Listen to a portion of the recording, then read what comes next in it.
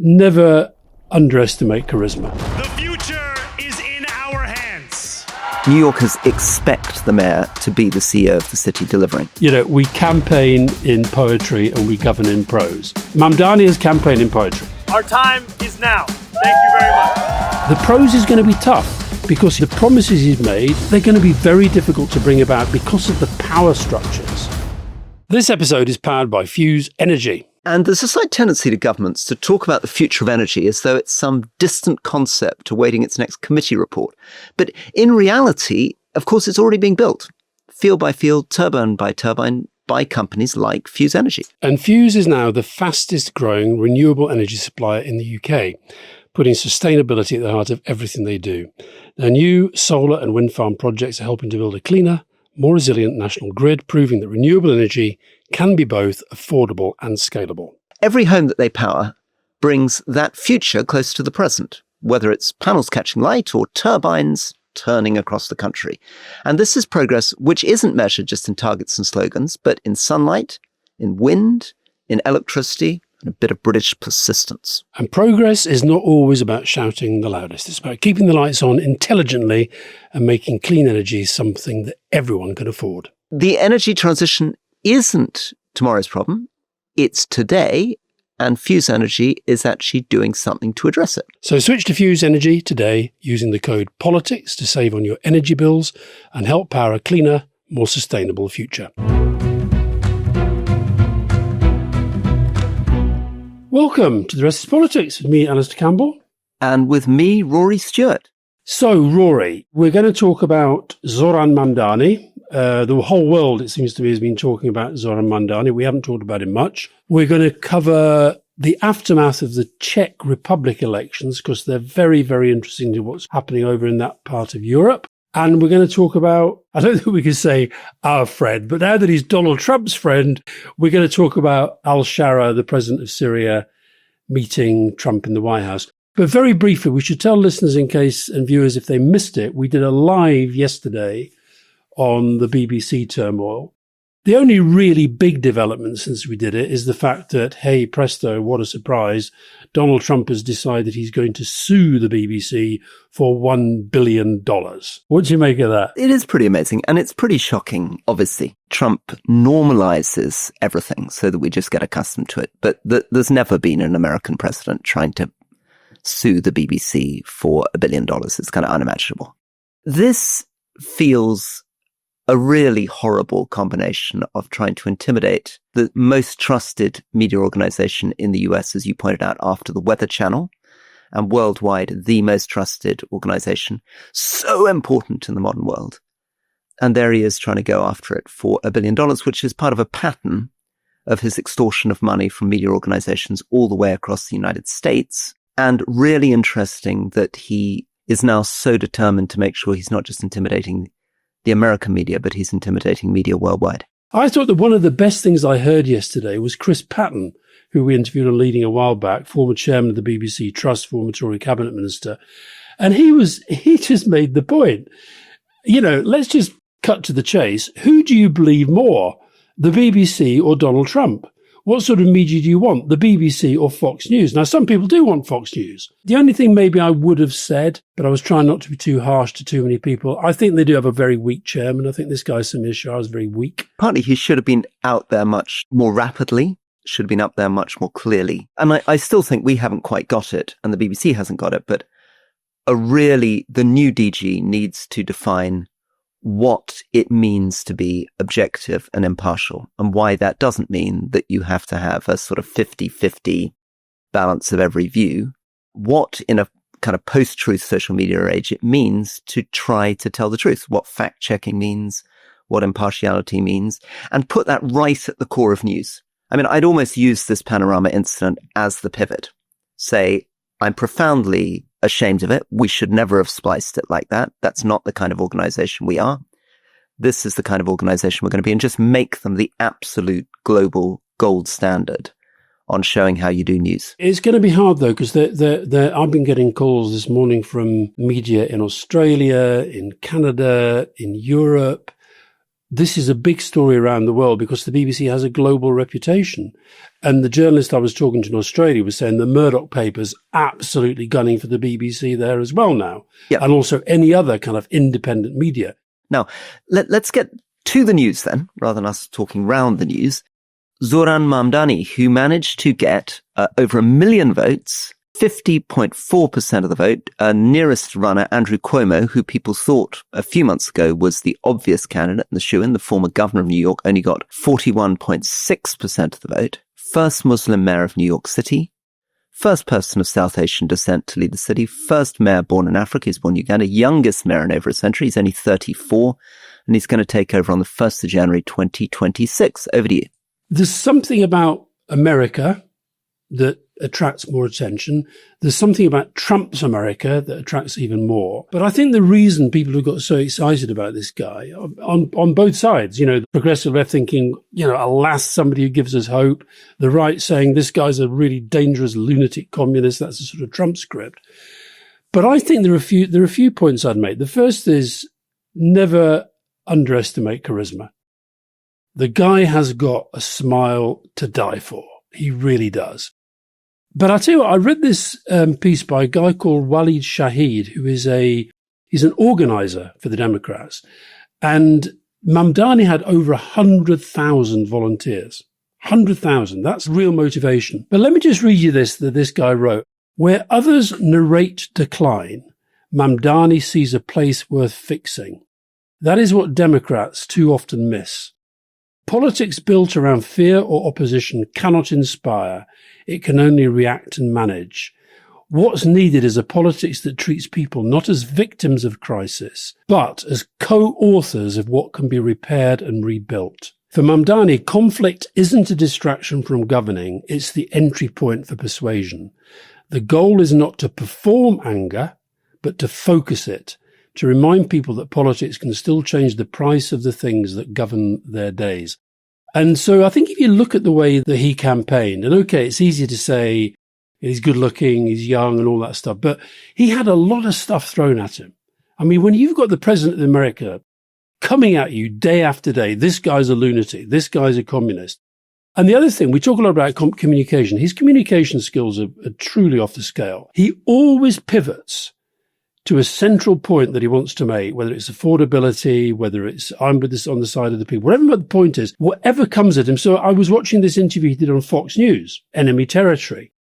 And the questioner was coming at him in a very sort of sneery way. You're a bit young. You haven't done much with your life. Donald Trump says this. The minute he mentioned Trump, the minute the interviewer mentioned Trump, he'd obviously planned it. He turned to the camera, he looked directly at the camera. You mentioned Donald Trump. I guess he's watching because he watches Fox News. And I'm going to talk directly to him now. And he just went straight and he said, Mr. Trump, the President Trump, I'm not like Eric Adams. You're not going to be able to sort of, discuss how corrupt I am because I'm not corrupt. I'm not Cuomo. I'm not going to phone you and say, can you help me with this? Can you help me with that? I'm going to represent the people of New York. Okay. And then he pivoted back and said, sorry, what were you saying? Now, all that being said, Cuomo's dad, probably the thing he's most known for is this wonderful cliche. It's true.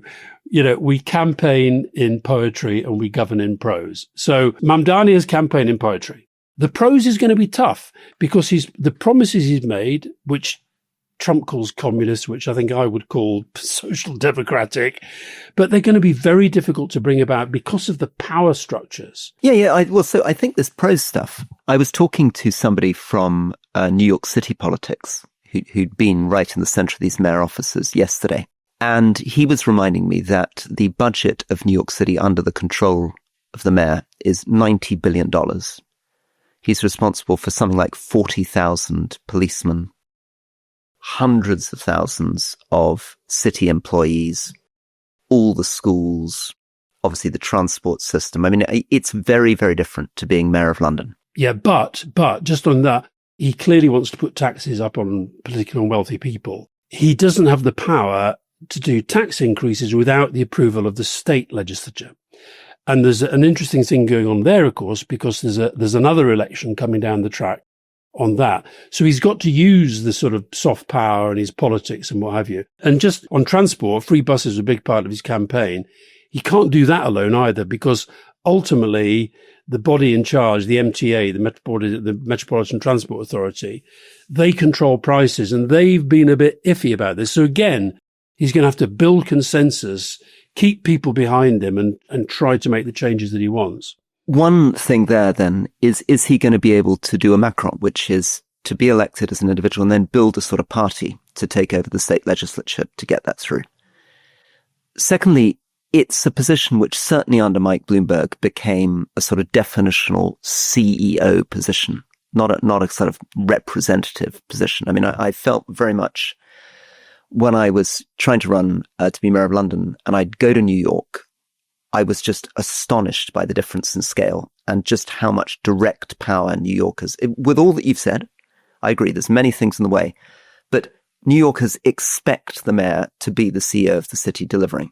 The Democrat business community in New York is very worried, and they think Mamdani is on his way to be the second most famous person in the world because he is going to be the absolute center now of the fight with Trump. Trump wants the fight, Mamdani wants the fight. It's ideal for both of them. They've got these two sort of supervillains. And it's very possible that New York will be the front line on this, the most dramatic thing you've ever seen. You'll have the NYPD up against the deployment of federal forces in New York. You'll have communists against fascists, right?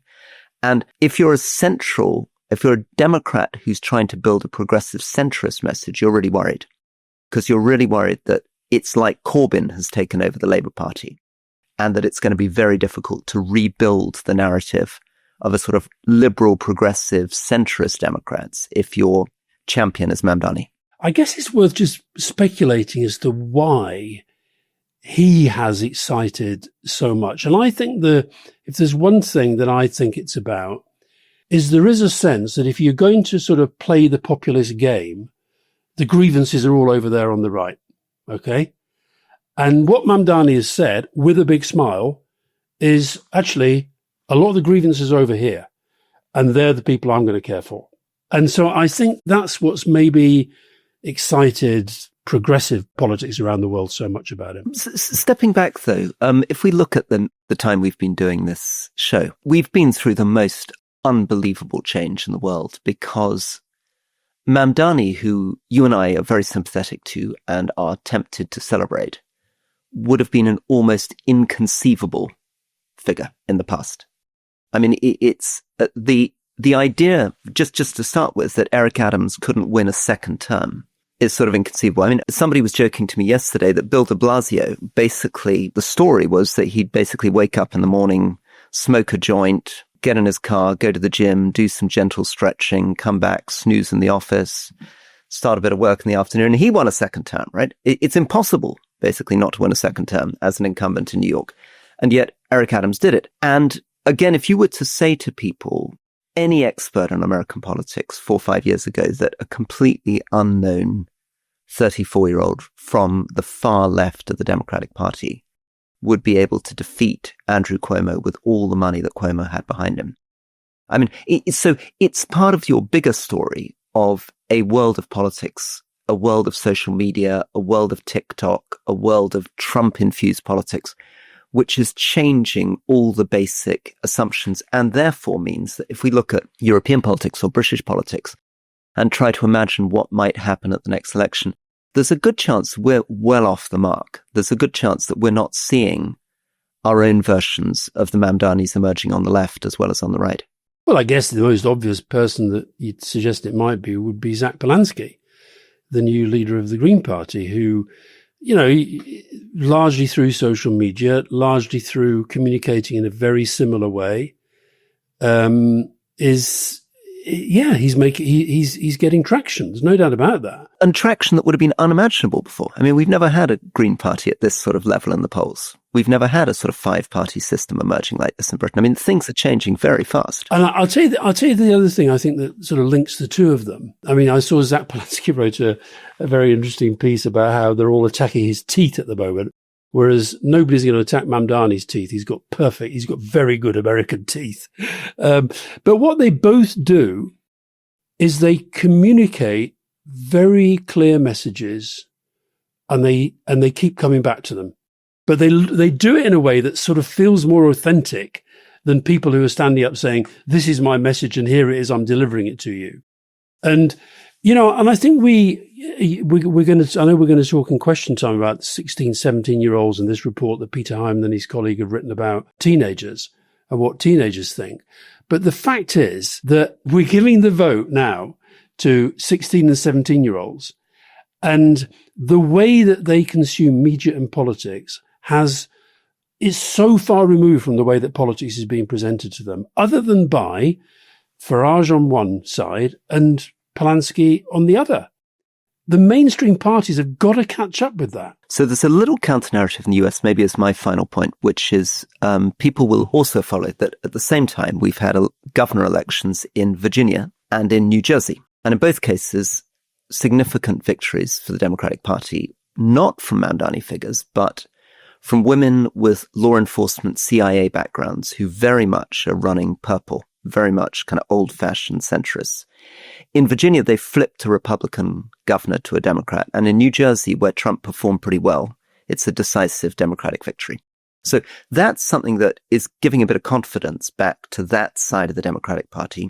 But it's also been shaken because we are recording just after the news has come that the Senate, the Democrats in the Senate, have broken. 8 of them defected to the Republican side. Schumer lost control of his Senate caucus, and 8 Democrats voted with the Republicans to basically stop the government shutdown. Government's been shut down for 44 days. Civil servants been furloughed. Food programs are about to freeze. And 8 senators who are either stepping down or are not up for re-election went over to the Republican side. And that's really troubling because Schumer was trying to hold the Democratic Party together. They had a very clear message, which is we're not going to vote for this unless Trump gives us a concession. And that concession has got to be on healthcare. He's got to show some flexibility on healthcare. He didn't give it. And it was, from Trump's point of view, I'm afraid, the Democrats that blinked first. That's the way the New York Times is presenting it. It's huge recriminations within the Democratic Party. So it's a strange week, a week where there are 3 different messages. Message of an ex-CIA governor, an ex-CIA officer taking Virginia back to the Democrats as a governor, a populist who's slightly scaring the business community and needs to do a lot of work to reassure them, winning in New York with Zohran Mamdani, and then this splitting apart of the old governing senators in the Democratic Party. Yeah, but it just underlines that, one, that America is this vast and very varied country. It's hard to imagine Mamdani fighting the same fight in some of the kind of, in Virginia. Yeah, exactly. But I'll tell you one thing about him, this thing about inspiring and motivating. At one point in the campaign back in March, he had to put a freeze on donations because they'd already reached the legal limit for the time period they're on. So and these were largely in, pretty small donations, just a sense of people want to be part of something different and part of the change that it feels that he represents. And your point, Rory, about the business community, I'll just tell our listeners and viewers, you were there, but you and I did an event for the Mooch and one of his big he organizes these big conferences for his crypto friends. And you and I spoke, and let me set it up for you. So it was all going very well. Everyone was absolutely loving me and Alastair. And finally, I made my final comments, and Alastair was going to finish the whole thing. And traditionally, we finish with a rousing thing that gets an absolute round of applause. And so there was a woman at the front who'd been sitting, eating out of our hands and loving and nodding and what have you. And then, so at the end, I said, okay, I'll tell you what gives me hope. And I hope that this doesn't upset you. What gives me hope that a young guy, 34, with a beautiful smile, can come along and he can shake up American politics. He can frighten Donald Trump and he can make rich people think, you know what, they should pay their taxes. And this woman suddenly went, oh my God. And we left to almost thunderous applause. Desultory, disappointed, confused. No, they were fine. The mooch was happy. He said that we got them fired up. Anyway, I suspect you're right. We'll be talking about Trump a lot in the future, that's for sure. But I think we'll be talking about Mamdani. My thing that I'm going to be interested in is whether he tries to play some of the games that he's played in Portland and elsewhere on crime and security. Because NYPD, the New York Police Department, is unlike any other police department in the United States. It is basically its own paramilitary organization. I was talking to someone in NYPD yesterday, and he was explaining that it's the only police force in the US which, when the Secret Service turns up, they ask NYPD before they arrive. Generally, the Secret Service turns up the president. They just, if you're lucky, they tell you probably 10 minutes before he arrives, may not tell you at all. They just push you out the way. NYPD, they coordinate unbelievably carefully. They're very, very deferential towards them. So it's going to be really interesting if Trump tries to pick a fight with NYPD. So let's go to Central Eastern Europe. Hungary, famously led by Viktor Orban, and Slovakia with Fico, the new leader there, they're both leaning towards Russia. And that's why there's been a lot of interest in the fallout from the Czech Republic election and this billionaire businessman, Andrej Babis, who has won the election, but insufficiently to carry it on his own. He's had to make a coalition deal with some, I would argue, pretty unpleasant people. Two smaller parties. One of them has I don't know of any other party that calls itself this. They're called Motorists for Themselves. And it's completely absurd. They're basically an anti-bicycle party. Well, they're also anti-EU and anti-NATO. Yeah. But it's part of our sort of broader story, isn't it? About how much politics is changing, how extraordinary kind of single issue parties. I mean, this new form of populism, this new form of campaigning is really, really interesting. Yeah, that is true.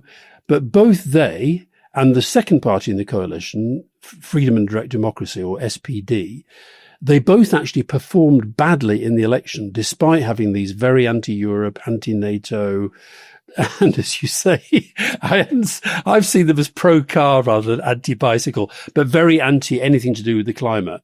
So so the bad news for people like us is they're now part of the government. I guess the good news is they didn't do very well. And they are much, much weaker within the coalition. So whether they'll be that powerful, but the one thing I want to draw particular attention to, because I thought this was really quite alarming but interesting, the reaction to it. You mentioned this guy, Tomio Okamura. Right. So he is second generation immigrant, but he's become the big leader of the campaign against immigrants. He's half Japanese, got a He's Japanese half Japanese. dad. Yeah. And he's also very, very opposed to Ukraine and to any support for Ukraine. He's been made the Speaker of the Assembly rather than a minister. The first thing he did was to hold a ladder for somebody to climb up the ladder and take down the Ukrainian flag, which has been flying there since the invasion of Russia. Now, bad, okay? However, the response has been for lots of parliamentarians who share the building to be putting their own Ukrainian flags out of the windows. But these countries that you've mentioned are called the Visegrad Four. So Poland, Hungary, Slovakia, and Czechia. And as you say, broadly speaking, Hungary, full-on populist. Slovakia going in a populist direction. Czechia has gone to the right again. I mean, it's basically gone from Petr Fiala, who was a sort of, without being unfair, a little bit of a Keir Starmer character. He was somebody who was seen as being strong on foreign affairs. I think he was David Gork. I think he was wet Tory. I think he was wet Tory. Rory Stewart type. Criticised for being out of the country a little bit too much, but very strong on NATO, strong on confronting Russia, strong on drones. Managed a very difficult moment. I mean, his time in office, we talked about this, I think, a few weeks ago. They took in 380,000 Ukrainians. That's 3% of the population of Czechia. It's now, I checked this, Rory. I spoke to somebody who's out there. It's now 500,000 in a population of 10.5 million. So it would be like Britain taking in 3 million Ukrainians. I mean, it's gone well. It's gone well. It's gone well. And many people think, particularly if you are from Prague and you're a liberal intellectual, you're totally astonished that this man who was very well spoken, very thoughtful, pursuing sensible policies has been hooped out by Babiš. He and Tomio Okamura are both facing criminal charges. I mean, this is part of the sort of general, and under Czech law, if you get elected to the House of Representatives, this is something that's also true, of course, famously in Israel, you can avoid criminal prosecution, right? So he is somebody who's basically benefited from the privatizations after the collapse of communism in Eastern Europe. He's somebody who feeds off subsidies, and we're gambling a great deal that actually, in the end, what really matters to him is being the richest man in Czechia. And that trumps any kind of ideology for him, because he will lurch from far right statements to far left statements. But generally, the assumption is that European Union subsidies are so beneficial for his businesses that he probably won't go in the other direction. Then we have Tomio Okamura. So Okamura was the host briefly of their equivalent of Dragon's Den. So it's a bit like running The Apprentice, right? It's a bit of this kind of Trumpian stuff. He's also somebody, and this is echoes of Germany, where the court found that it was perfectly legitimate to call him a fascist, who ran a campaign with pictures of Africans wielding knives, which is what the criminal charges are being put against him for. Somebody who's very pro-Israel, very pro-Russian. He's a great one for this Judeo-Christian stuff. Very radically anti-Islam. So it's a bit of the kind of Tommy Robinson Judeo-Christian anti-Islam going on there. And then if you get it to a broader picture, of course, as we found in our interview with Sikorski, the Polish picture is less straightforward because, of course, they didn't manage to win the presidency. So the story that there was a decisive victory for Tusk and the populists who'd run Poland since 2015 had been consigned to history isn't quite true. Poland remains very much almost 50-50 geographically split with this big kind of right-wing base. Interestingly on that, of course, in Czech Republic, there's a sort of inverse of that, because the president, Pavel, he's seen as really sensible, mainstream, former general, big on NATO, very pro-Ukraine. So there's a sort of bit of a mirror thing going on there. Yeah. But I think it's just, again and again, two themes. One is it's all to play for. And you're certainly not counting the populists out. The AfD is still well over 30%. Okamura is in a full formal alliance with the Rassemblement National in France. He's very much part of this whole ecosystem. And I think that's the first thing. And the second thing is the weirdness of this new politics, of these sort of characters who pop up and how difficult it is to deal with them. And in this weird new world, which is about people facing criminal charges, oligarchs, corruption, hosts of Dragon's Den. Yeah. And most of Babish's money is pointing westward to sort of France, Germany, rest of Western Europe, as opposed to East. So that's why I think it's not simple to say he's definitely not in this sort of Orban Fico camp in terms of let's love Putin.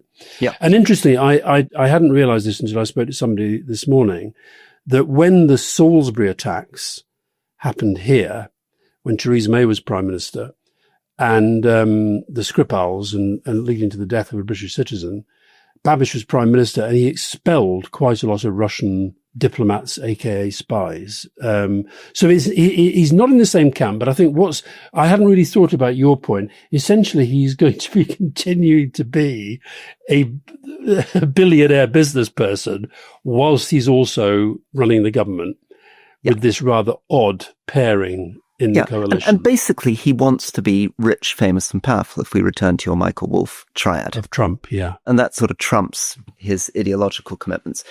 Maybe this is a good time then to transition to the other big story of the week, which is Syria. So we interviewed Ahmed al-Sharaa and were massively criticized by the MAGA crowd. And you can still see on our social media feed, whenever we say anything, if I say something mild about how, I'm very proud of my new book on Middle Land on Cumbrian farmers, there'll be a picture of you and me with al-Sharaa saying, how's your terrorist friend? And so on. But of course, it's now not just us that are getting our picture with al-Sharaa. The CENTCOM commander, and the commander of the American forces in the Middle East, was basketball. That's right, with him and with our acquaintance, the foreign minister. Yeah, and al-Sharaa all playing. Do you think those pictures? I don't want to revisit panorama splicing.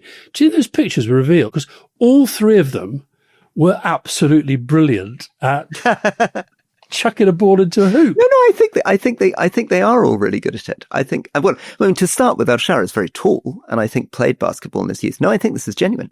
Anyway, this has now led to the fact that al-Sharaa has just been in Washington. He's the first Syrian president, I think, to meet the US president since the 1940s. Yes, 1946, yeah. 1946. So he's had this meeting in which Trump has basically said, okay, we'll make sure the sanctions are off Syria again. Not all of them. Not all of them. And some of them he can't control because they're actually out of Congress. Yeah. And the foreign minister is about to visit London, where he's going to be reopening the Syrian embassy in London. Yeah. Business advice has been put out by the Foreign Office. He's going to be giving a speech in Chatham House. And if he's listening, anyone's listening, we would like to go back to Syria to interview the president again. So please, we're looking forward to a 1-year update on what's going on, because the problem remains very, very complicated. Yeah. He still is dealing with a country where he's got to deal with his own former terrorist colleagues. He's fighting ISIS now increasingly with American troops. There's talks about him putting an American base in Syria, which will be totally offensive to his former al-Qaeda allies who feel they were fighting for Syria and Islam against foreign occupation. But the Americans have been very pleased with the way that he's been going against ISIS and against the Iranian IRGC. Israel is continuing to drive the narrative that he's an existential threat to the region. Laura Loomer, oh my God, the American MAGA commentator, is very, very anti-al-Sharaa. So quite a lot of the abuse that we're getting is driven by MAGA Loomer people who, interesting, Trump is sort of confronting. And maybe because Mohammed bin Salman, the Saudi de facto ruler crown prince, is turning up in Washington next week. Final point, Simon Collis, the former British ambassador to Damascus, points out there's something very interesting that Trump keeps referring to Erdogan, the Turkish leader. And for Erdogan, what matters is what happens to the Kurdish population in northeast Syria, who, because they became American and British allies in the fight against ISIS, were armed and given huge freedom and basically expanded right the way to the Euphrates, took a lot of Arab areas, pushing for autonomy, which is the last thing that Turkey wants, because there's a big Kurdish population in Turkey, very worried about that. And the signaling coming out of the White House is Turkey, al-Sharaa are going to push back against the idea of Kurdish autonomy. Over to you. Yeah, interesting. I mean, as you know, I saw my old boss and our old former Prime Minister Tony Blair the other day, who's still involved in this sort of Gaza plan and trying to take it forward. But he was really interesting about the way that Trump operates. And this is actually quite a good example of it. This isn't what we were discussing, but I just thought of that as you were speaking then. He was making the point that, stated the obvious, Trump is deeply unconventional. He said that in some cases, it's almost like the guy's driving a bulldozer into a problem. And as he bulldozes the problem, all sorts of debris flies off. And then everybody else has to sort of try and make sense of how to put it back together or try to shape something new. So I think if you were thinking about al-Sharaa, who's, relatively new into this and coming from, as we know, a very violent background, and with a $10 million bounty on his head until quite recently. Yeah, exactly. Just to remind listeners, because he was the head of al-Qaeda Syria, and before that was in al-Qaeda Iraq, and was basically pledged allegiance to Osama bin Laden and then his successor, and broke away from ISIS. But, $10 million bounty on his head because he was one of the most famous terrorists in the world. Exactly. And actually, because so many of them have been taken out by the Americans and by others, he's one of the last ones standing of that leadership. And how Trump deals with that. So the point Tony was making, not in relation to this, we were talking about something else, but how I interpret that in relation to this, the bulldozer. If this had been, right, this is happening in Syria, we're glad that, Assad's out of the picture, something new's happening here. This guy's come in, but he's basically a terrorist and he wants sanctions lifted. I think a pre-Trump American system would have said, oh, hold on a minute. Let's say Rubio of old had been in charge of this. Yeah. Then no, come on, let's wait. Let's just see how it goes. Let's plan it. And there they are. I'm just looking at a picture now of Trump behind his desk with al-Sharaa next to him. And Trump's quote about al-Sharaa, and there is something a little bit homoerotic about the way that he talks about him, I have to say. But he said, this guy's had a rough past, but we've all had a rough past. I mean, so he sort of always put himself on a par. Like, we've all had these, and here we are, we're now leaders. And it's a tough country. And it's a tough and look, country, yeah. to give Trump some credit here, to really go well out on the limb, it's actually all the odds have been against al-Sharaa being able to survive. The economy is smashed to pieces. The country is divided. The Druze have been up in arms. The Alawites have been up in arms. His own Damascus troops he's lost control of. There have been atrocities. The Kurds are basically having nothing of it. So if you were explaining why the whole thing would fail, it seems almost inevitable. It seems like an impossible job, particularly with the background he's got. The only real thing that's keeping him going is firstly his own skill. So I think a huge tribute to al-Sharaa, whatever his past. He's defied the odds so far, 11 months in. I mean, again, if it went wrong in 4 or 5 years' time, nobody would be surprised. But my goodness, he's defied the odds so far. But secondly, the only way it could possibly work is the US giving this incredibly rapid, confident support. Yeah. And as you say, Israel was completely against it. And it seemed as though Rubio's team was completely against getting behind him. UAE was very much skeptical of him. So Trump has possibly, with al-Sharaa, the most unlikely combination of two people, have given Syria probably its best chance that we've seen for years. Doesn't mean it'll work, but its best chance it's had for years. The point I was making, it is the sort of bulldozer approach, isn't it? The sanction, just to think that when we interviewed al-Sharaa, if you remember, and he was very tired. He'd just been off on a trip and it was a really long day and we did it late and I was very, very tired. But it was obvious to me that what he was trying to do was to shape for a Western audience his sense of, I'm not who I was. I am now you can see me as a conventional leader and I've got a really struggling country. And unless we get sanctions lifted, it's going to become very, very hard. That was his basic message for the interview, right? And we both said afterwards, that's going to be a really tough call because how are you going to do that with? And the answer is Trump has kind of done it. Yeah, I mean, but boy, I think, I don't want to overdo this, but was that a clause form? Yeah. I mean, he's got his brothers in arms that he's been fighting with for a decade or more are very, very skeptical of the United States, of Israel, and all this kind of stuff. We interviewed him. We got quite quickly to Syria. After he'd taken Damascus. That was his first foreign trip. And since then, we saw him on the day of his very first foreign trip, which was to Saudi Arabia. Since then, he's been abroad a lot. But he's also created quite an interesting government. So, for example, people talk a lot about it, but the Minister of Culture is a really astonishing person. So this is Hind Kabawat. She is a Syrian Christian. She worked for many organizations. She has done negotiating courses at Harvard. She was in Canada for many years. She worked for the U.S. Institute for Peace. She was part of the Syrian Democratic Opposition. She's now agreed to join his cabinet, and she's leading the cultural activities. She's reaching out to the Christian community. That's really strong. Symbolically, that's a really interesting move that he's made. Yeah. No, he's on the move. There's no doubt about it. My final point on this, Roy, is really interesting. I mean, we see so many of these Trump meetings in the White House. I'd love to, if there's anybody in the White House protocol team who can explain, he has different modes and different venues for different leaders. So with al-Sharaa, the picture, the main picture they had was of Trump behind the desk with al-Sharaa standing next to him. And much of the meeting itself took place with Trump behind his desk and al-Sharaa sitting in front of the desk next to J.D. Vance. Okay. When you had Keir Starmer in there and when you had Mark Carney, when he had Zelensky, it was the more traditional, here we are in the Oval Office. On the sofas, you mean on those on two the sofas? Yeah, they're in the chairs and the Yeah, sofas yeah, are down there. And that's where we always used to have meetings with Clinton and Bush. But then with Orban and with Albanese, they were in the cabinet room with the press coming in behind the visitors and then Orban right next to him. Tell you what was really interesting about Orban. He did something which I've not seen many other leaders do. And this shows a sign of how confident he is in that relationship with Trump. When Trump spoke, and as you know, Trump can go off in any which way direction. And quite often he spoke about Orban's position. And on 2 or 3 occasions, Orban literally put his hand on Trump's arm and then said to the questioner, just pointed, can I just clarify one point there? And it was really interesting. And Trump just sort of shut up and nodded.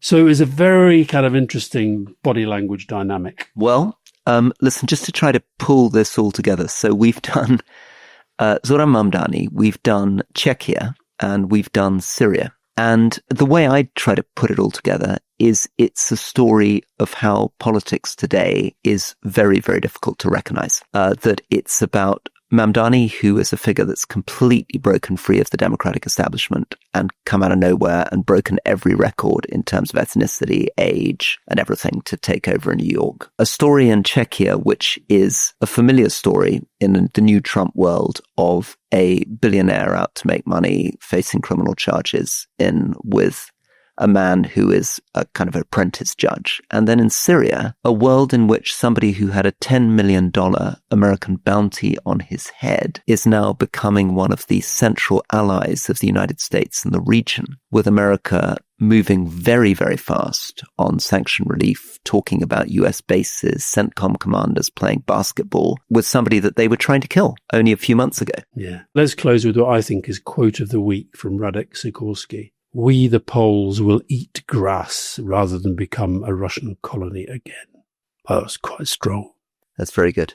That's very good. You've never used that line. I've never heard you say, we will eat grass rather than put up with Boris Johnson coming back. I might use it at another day, but I'll wait until people have forgot that it was Radek Sikorski. Right. See you later. Q&A tomorrow. And Alastair, in question time, maybe we can develop some of the ideas that we had today. I'm quite keen to get into Tanzania, which is an amazing story about what's happening to politics and democracy in Africa. An extraordinary case study of how all the optimism around liberal democracy is beginning to go in very, very strange directions as new forms of politics emerge. And then I think you also had some things that you really wanted to get onto. Well, I thought I should maybe offer a few reflections on Dick Cheney, former vice president who passed away last week. We should talk about Claudia Sheinbaum in Mexico, who I haven't really seen much of this in the British media, but she's been big news there because of a man who groped her, which happens to a lot of Mexican women, and she's deciding she's taking legal action against this guy. And as I said earlier, we're going to talk a little bit about Peter Hyman's Teenagers report as well. Very good. See you then. See you then.